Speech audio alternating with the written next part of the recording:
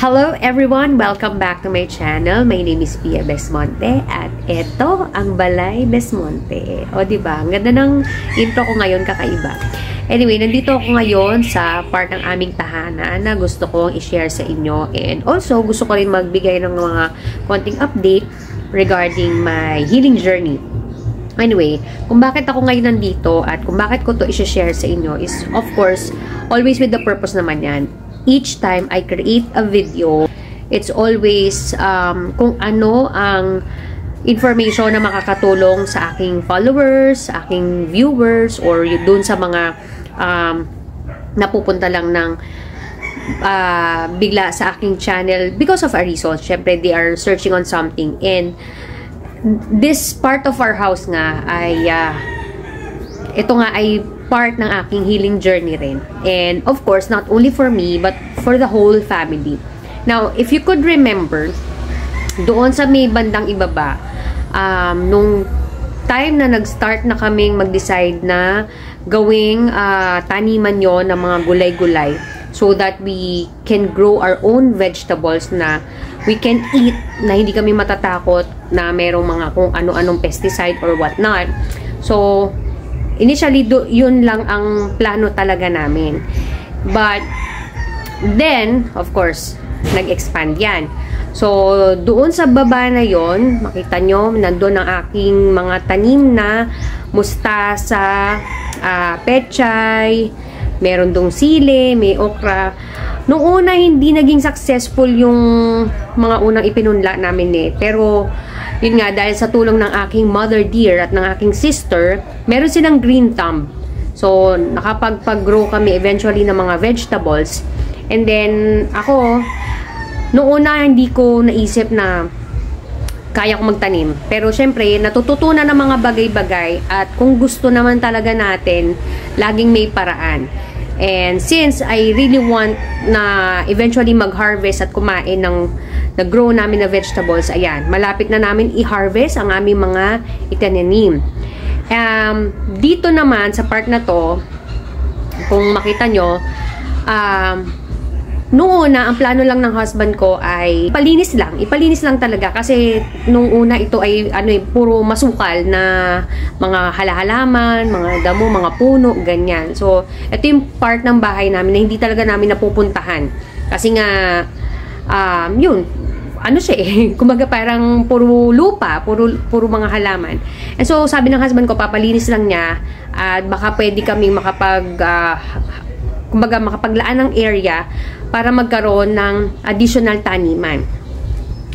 But then, na-realize niya na pwede niya itong ipagawa into something na mas makakatulong at magbe-benefit sa aking healing process. So, ayun nga, nag-come up siya na itong space na to, gawing space kung saan pwede ako makapagpa-araw. Kasi, ang ganda ng araw dito kapag morning dito yung sunrise, kuhang-kuha talaga yung sunrise talaga, yung sunlight.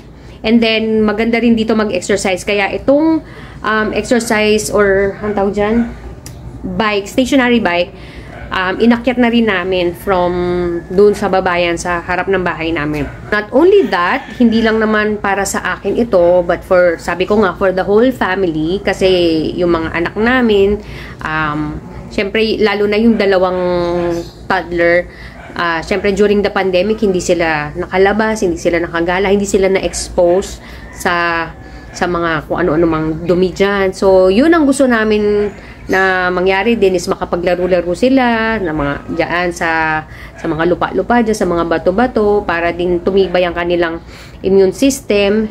And then, this is also a place where we can entertain ng mga visitors namin, kasi presko dito, and kung dyan, ang ganda ng view ng mga matataas na lugar, mga buildings, mga matataas na bundok. Maganda yung view, especially kapag sunset. Ayan, na-enjoy namin yung sunset dito. So, bakit ito naging part ng aking healing journey? Una-una na nga lang, syempre, 'di ba? Kita nyo naman yung hagdan. Akyat baba pa lang yan, nakapag-exercise ka na. sa pagtatanim talaga. And dito ako rin na hindi lang umaga, kapag hapon, I try to come up here para magdilig ng mga halaman. Kasi na-enjoy ko nang nakita silang lumalaki. Tapos na-excite na rin ako na yung idea na eventually ma-harvest na namin yung aming mga itananim, masuserve na namin ito sa aming table para makain.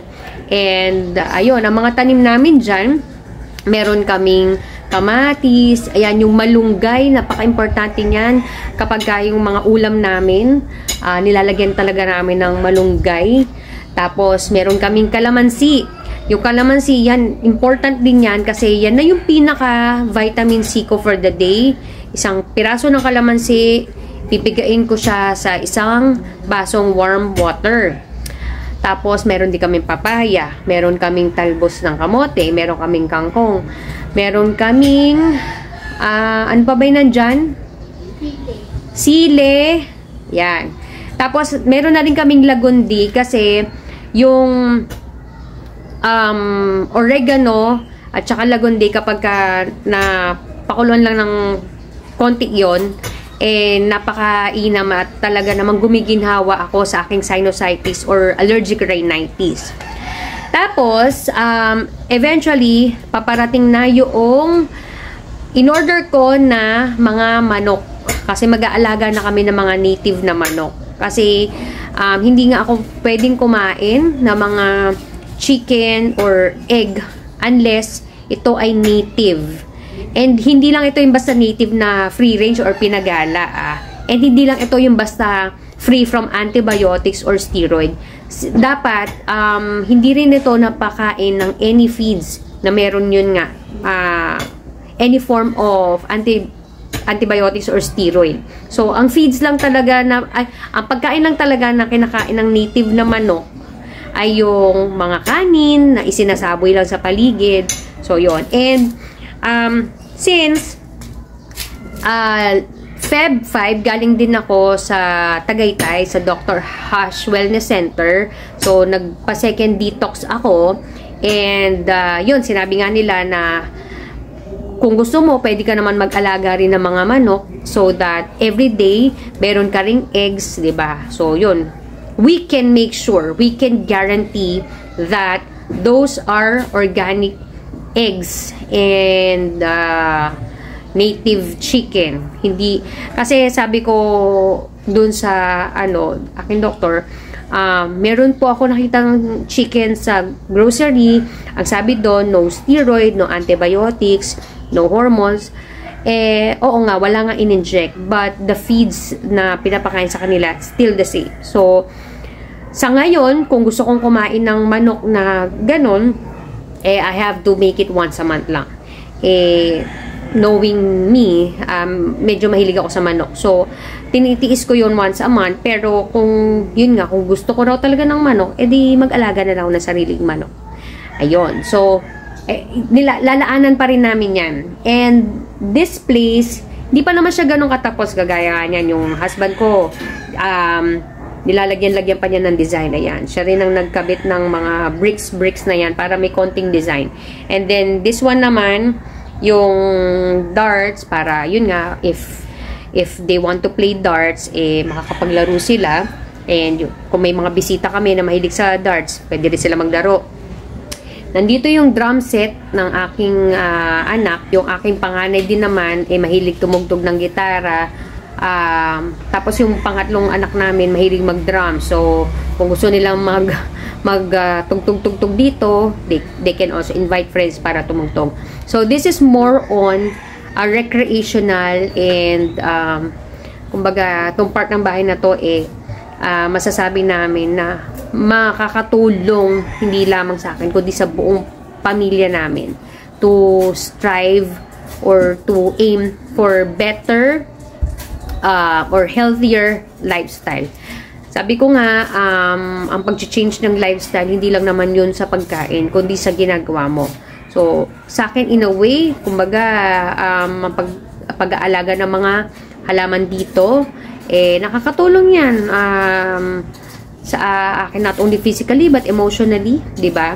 Doon naman sa part ng aming harap ng bahay, meron naman tanim doon ng aking mother na mga herbs, yon.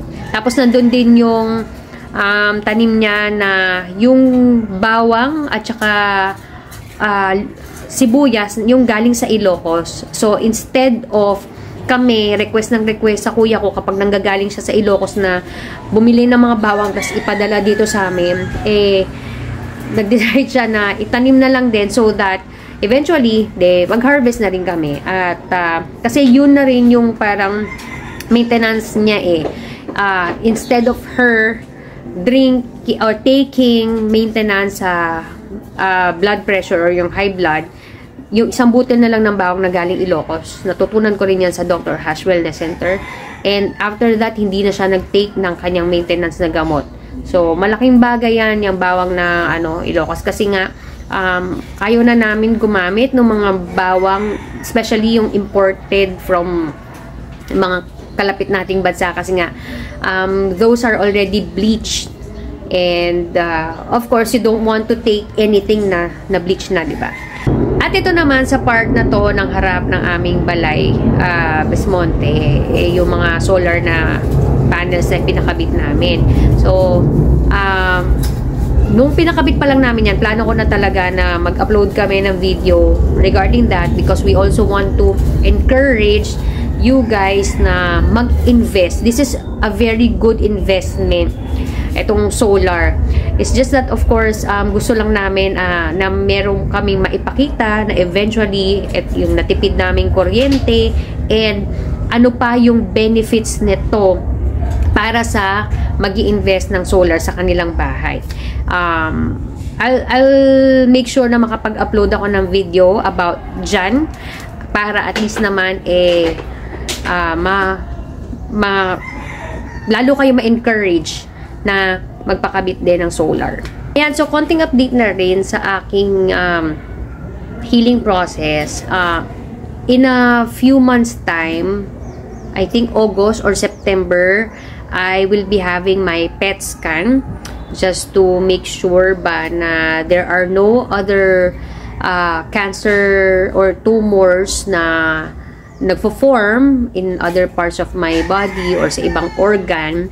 And yun nga, nakapagpa-second detox na ako. Continue ko pa rin ang aking mga nasimulan when it comes to changing of lifestyle, food, habits, physical activities, yung mga ganyan, rest, yun. Tapos, lately, nahihilig ako manood ng mga